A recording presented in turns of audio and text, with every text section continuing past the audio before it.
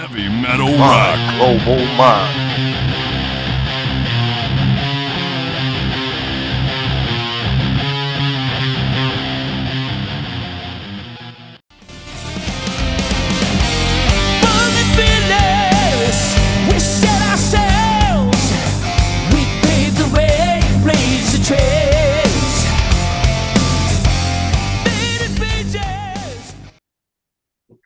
I'm Robert Cavuto, and today on My Global Mind, I'm pleased to be speaking with Michael Sweet of Stryper for their new album, When We Were Kings, that's coming out September 13th. Michael, welcome. Always a pleasure to speak with you. Hi, Robert. Great to see you again. Thanks for having me on. This is maybe, the 100th time we've done this? Yeah, I went back and I looked, and I was like, wow, we've talked every release since 2013. So we're going on a friendship of 11 years. So it's always a pleasure. And I enjoy it. Amazing. Likewise. Thank you for having me and for supporting what we do. Deeply appreciate it. Yeah. And I can't help but notice, but Friday the 13th, September 13th, any coincidence in that or just an accident?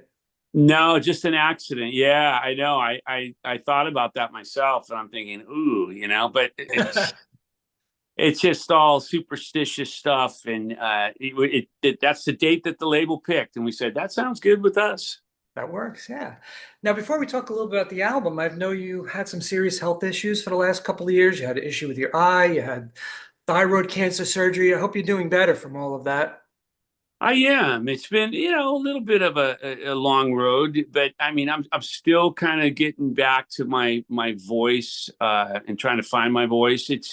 It feels it was starting to feel cramped in there, because I had some rather large nodules, and now that that's gone, this side is gone. It feels like there's a little more room and space in there, so that's a good thing. I mean, I'm just, like all of us, man, we all have our own battles to face and issues, health issues. You just deal with it. You got to stay on top of it. And I try to do that, stay proactive and be responsible adults, Oz too. Oz had a tough time of it also, and he missed your Unplugged tour. How's he doing? Could you give us an update? He's actually doing really well. Good. I don't think any of us, more so him, expected him, Oz, to bounce back as quickly, but he's doing really well. We decided to go out on the tour, the acoustic tour, without Oz because we really didn't have a choice. We were under contract to all these shows, and we just felt like we got to go out, and we had his blessing, and we hired Will. I always get his last name messed up, and he's going to be so upset with me. The keyboardist. Will Dowdy. I always want to say Doty, and it's Dowdy, who's a phenomenal keyboard player, singer, tours with Poison and a number of other artists. He came out and kind of saved the day and did an incredible job. Yeah, I saw a bunch of videos on YouTube. It sounded great. It really did. Yeah, it's different, obviously, without Oz, but it's still, we had great shows, great turnouts, everyone, no complaints that I'm aware of. Yeah. Everyone seemed to really have a good time. I wanted to come, but there was none in New Jersey or New York. I think the closest was Philly, so I was kind of bummed, but next time. Oh, see in October anyway, when you play Starland.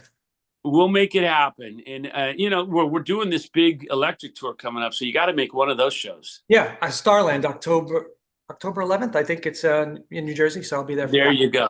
So we're going to put you to sleep again. No. It was interesting you did the acoustic shows, and there was some really nice acoustic work on there between you and Perry. Who inspired you in that realm, for the acoustic realm, that is? Well, I mean, we used to listen to all sorts of projects when we were growing up. Believe it or not, I mean, I'm nowhere even close to being in the same vicinity as this name, but we listened to I'm trying to think of the acoustic album, the name of the album itself. We listened to a lot of acoustic music growing up.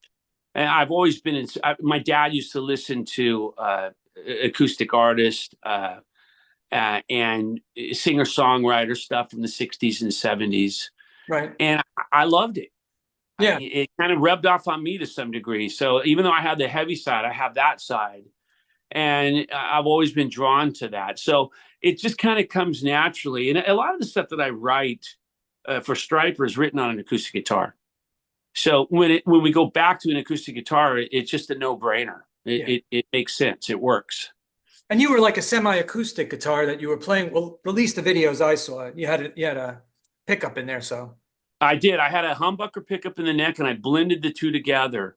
And it's by a company called Godin, Godin, Canadian company. And man, they set me up with two of the best guitars I've ever had and played.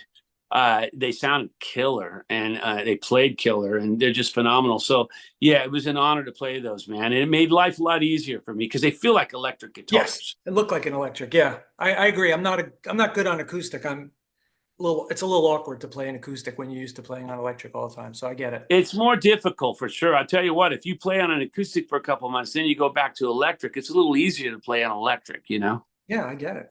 You know, we joked about your new album is coming out on Friday the 13th, but the titles and the lyrics are rather pessimistic and reads like a doom metal band to some degree. You know, End of Days, Unforgivable, Betrayed by Love, Imperfect World.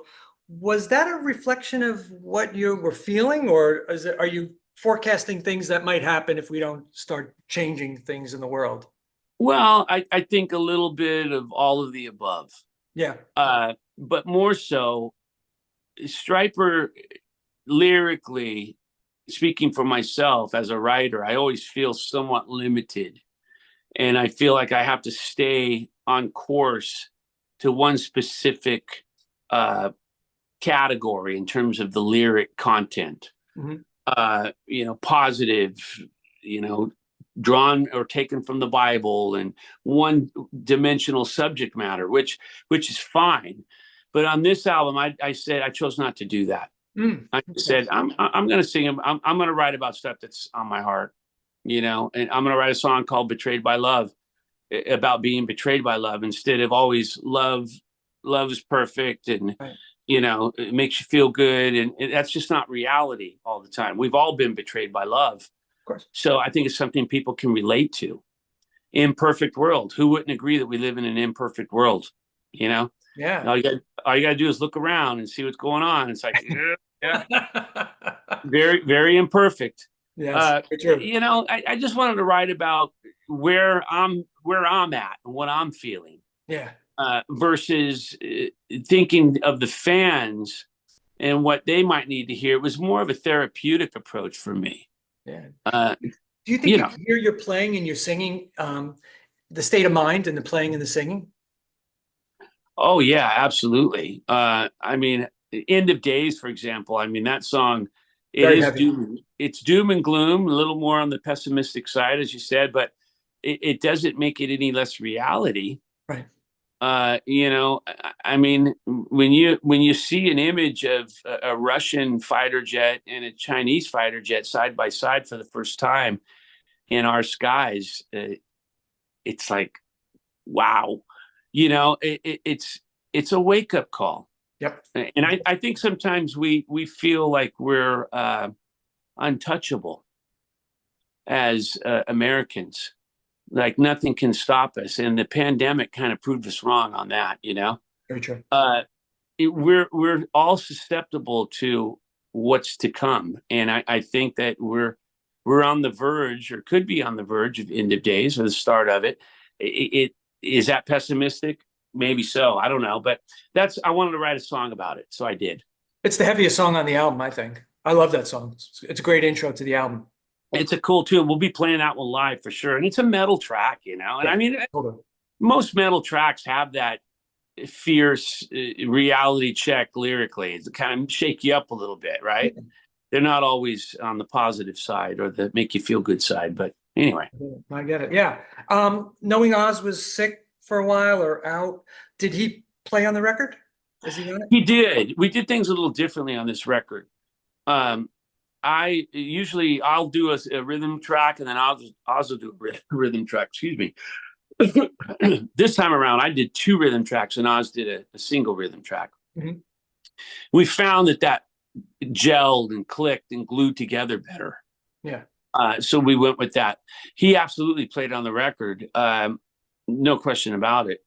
I kind of set everything up and wrote everything, and then taught it to the guys, and then we rehearsed it, and then we went in and we laid it down. Yeah. which is pretty much how every record's been. But this one was just a little different in that regard, in terms of the 2 tracks of me and 1 track of him in the rhythm guitars. Yeah. And the average person wouldn't even be able to discern. No, and it was just little things, little rhythm parts that I had down and I was familiar with because I wrote it, and I it was easier for me to play it versus Oz playing it. So that's why we did 2 tracks of me and 1 track of him, just to kind of ease the load a little bit and make things a little easier. Yeah. We talked about that during our interview a while back with Sweet Lynch, that you went in and redid parts maybe that just weren't right or didn't sound right. And you sounded just like George. You got George's tone and you filled it in on the back end. So yeah, most people would never know that wasn't George because it did sound like him. You mimicked it perfectly. So I get it. Yeah, and I kind of had to, especially on that first record, because George sent me segments that were a minute long, then it would just shut off. So I'm sitting there thinking, I have to build these other sections that aren't there. Yeah. So I did, and on a number of songs, but George, that's not to take anything away from George whatsoever. Of course yeah. Not. I think this is your 15th album, if I'm not mistaken. Has riff construction process changed since the first album, Yellow and Black Attack? No, I always start with the riff. Yeah. I come down here, turn on my amp, pick up my guitar, and I start working on a riff. And within about 5 minutes, I'll have a riff. And I always try to think, like, I'll play something like, that's too similar to this. I'm not feeling that. And then, oh, yeah, okay.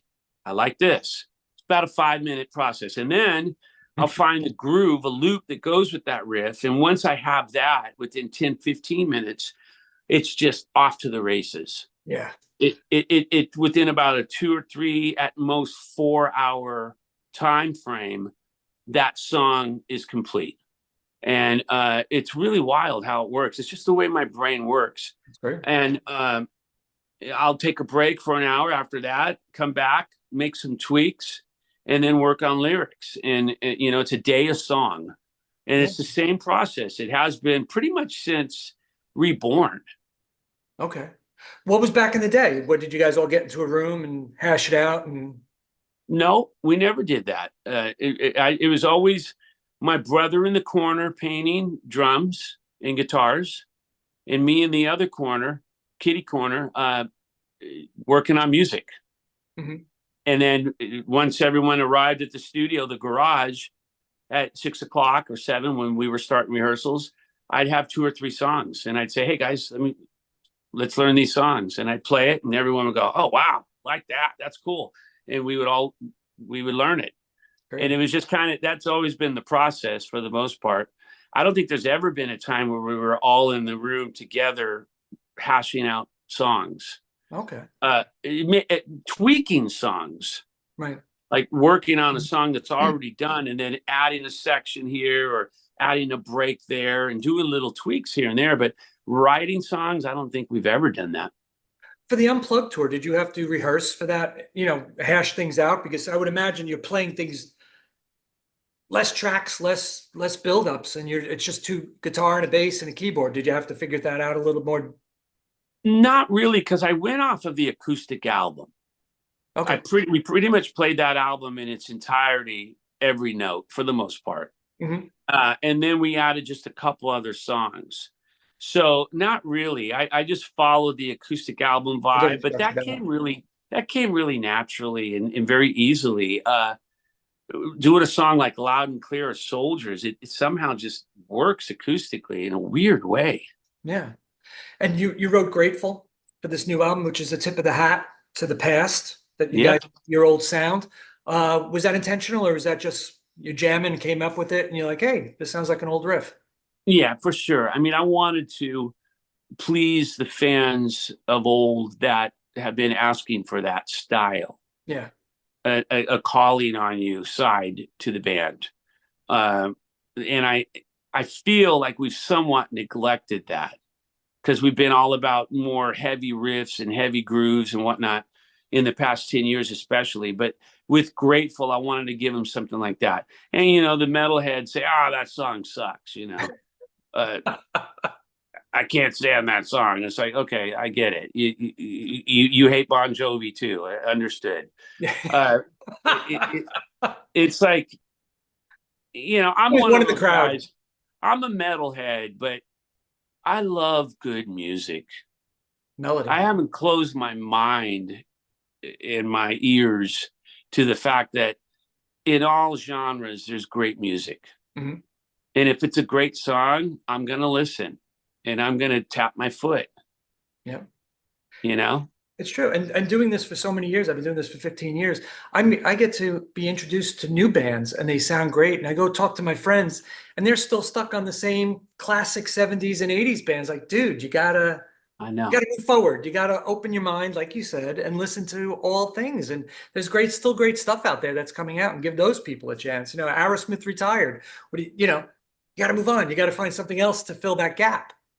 100%. And I do. I listen to a lot of new music and stuff. And there is on occasion, rare occasion, bands that come along that blow my mind and have the same effect on me that Bad Company had on me, Mhm. Yep. or Priest had on me, or Van Halen had on me, or Boston had on me. I mean, let's face it, those bands were a cut above and very special.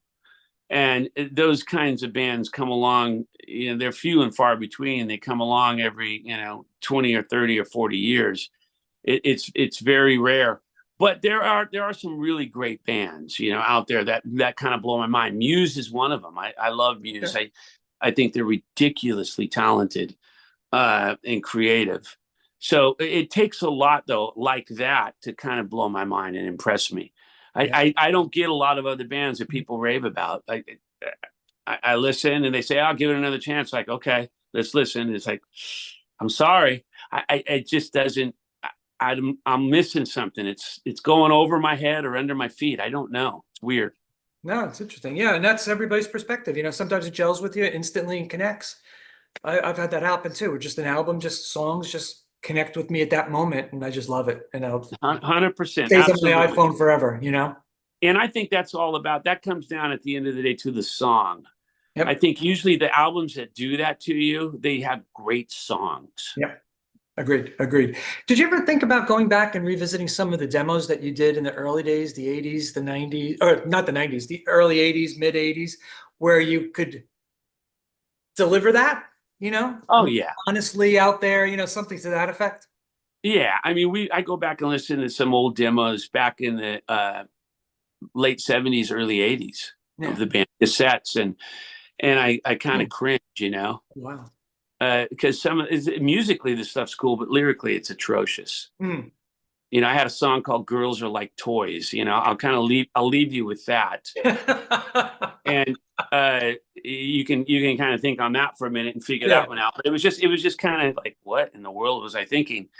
Some of the lyrics were just so lame, but the music was always really cool. A lot of the songs we've rehashed and re-recorded. Them "Marching into Battle," Oh. "My Love I'll Always Show," the heavy version. Mhm. That was a song that was written way back in the day when we were a trio. And yeah, some of those songs are really cool. Now you're doing I guess a documentary, a Kickstarter funded documentary. I have to believe that maybe some of those fun demos might be heard or video images from the Hollywood Strip might be shown. Is that what the thought process is behind that?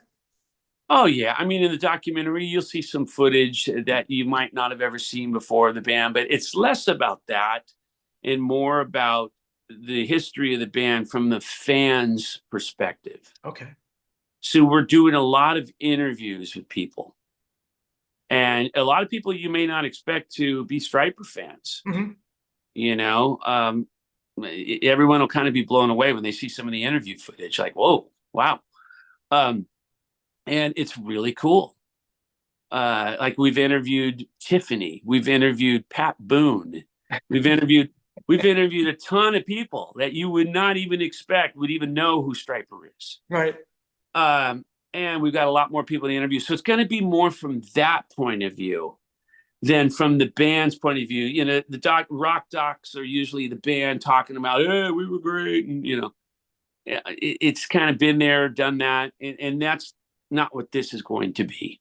Okay. Yeah, we talked many a times, but one of the times you told me there was a band, I forget who it was, were Satanists, and they were big fans of your band. Did you find those guys again? That would be a really interesting question. Oh yeah, no, we meet them all the time.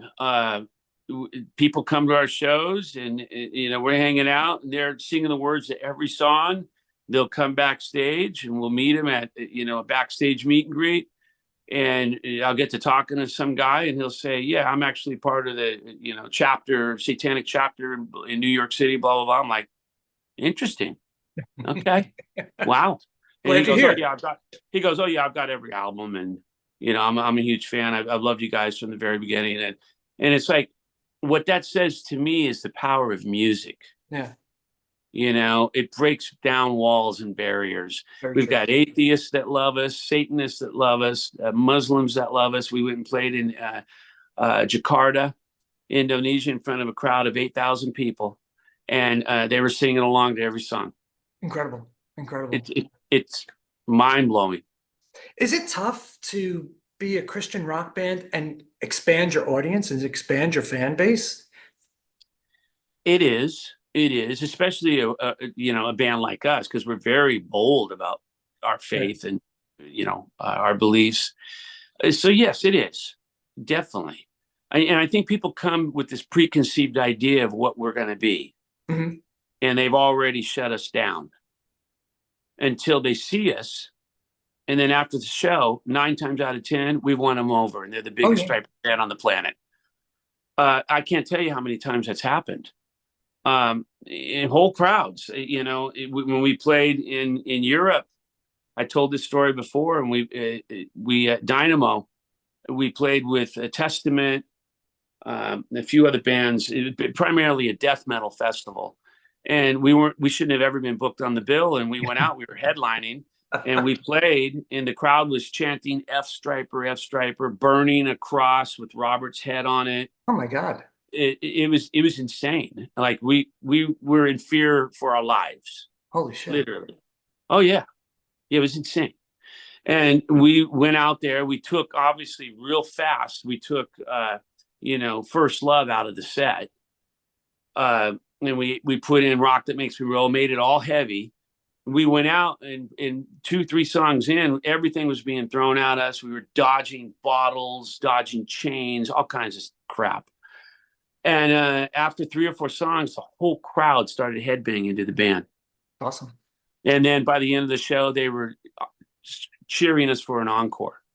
Whether or not you like that spiritual message or not, the music is great, the melody's great, and you guys put on a great show. So you could still enjoy what you guys are delivering. Maybe you don't agree with the lyrical content, but you could still, it's just great music. It's metal. It's hard rock. You love it. Yeah, for sure. Absolutely. And I mean, I've gone back in the day being brought up as a Christian, primarily, from the age of 12, I accepted Christ, and then I rededicated my life at 20. But I would go see bands that were pretty hardcore, weird stuff, Yeah. in lyrically. But I'm sitting there enjoying it because I love the music. I didn't agree with the lyrics, but I love the music. Yeah, and that's it's to everybody else too. It's the same thing.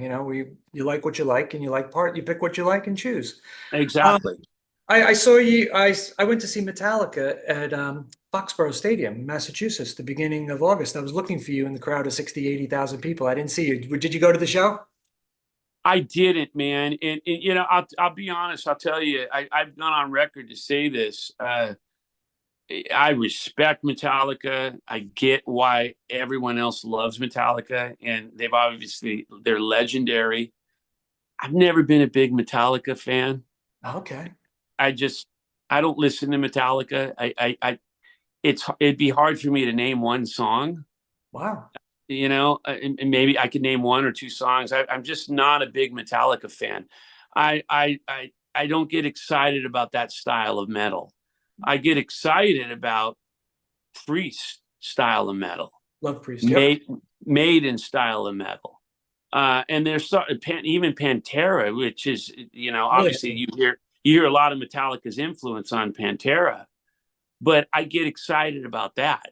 Right. There's an energy. We played with Pantera in Mexico, and there's an energy, man, that's just indescribable. Absolutely. Yep. Indescribable. And we played with Metallica before too, back in the day when Dave was still in the band. So I know about Metallica, and it's not like I'm not educated, and I've heard them, I've seen them, of course, but I don't know. There's just something about Metallica that just doesn't do it for me personally. But hey, man, God bless them. Yeah. Amazing, legendary band who is proven to be a force. Yeah, I agree. And they borrowed your Yellow and Black Attack for the new album. Did they check with you guys? Did they ask permission, Yellow and Black? You know what, man? No, and I don't think you could put you can copyright the Yellow and Black. Yeah, of course. I think there were people using the Yellow and Black before us, specifically Matthias Jabs was wearing Yellow and Black. He thinks we ripped him off. We did not, of course. And Eddie Van Halen, I think that's where Rob really got the first idea to paint his kit yellow and black, was from the Bumblebee guitar. Right. But yeah, I mean, a lot of bands have done stripes over the years. We just took it to a different level. True. Well, listen, I want to thank you so much for your time today. It's always insightful to talk to you and interesting. And I can't wait to see you in New Jersey at Starland Ballroom. So I'll be there. Hey, man, we're looking forward to it. Thank you, brother. Thank you for all the years of support, and can't wait to see you soon, okay? Definitely. Have a great day, Rob. Michael. All right, Robert. Bye. Have a good one, man. Yeah, bye-bye. See you, bro. Heavy metal rock. Global mind.